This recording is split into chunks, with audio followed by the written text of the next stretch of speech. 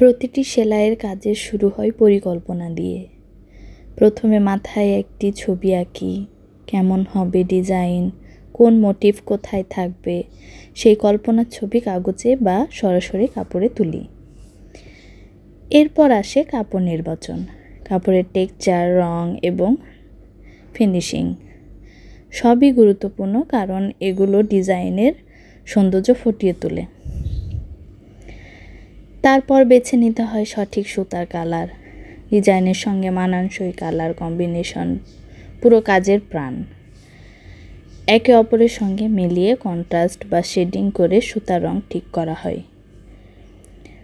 সব প্রস্তুতি শেষ হলে শুরু হয় সেলাইয়ের আসল যাত্রা। সুতার ফোড়ে ফোড়ে জীবন হয়ে ওঠে সেই কল্পনার ছবি। প্রতিটি টান, প্রতিটি গাঁথনি যেন বলে দেয় শিল্পী আর ভালোবাসা মিলে তৈরি হচ্ছে এক অনন্য সৃষ্টি।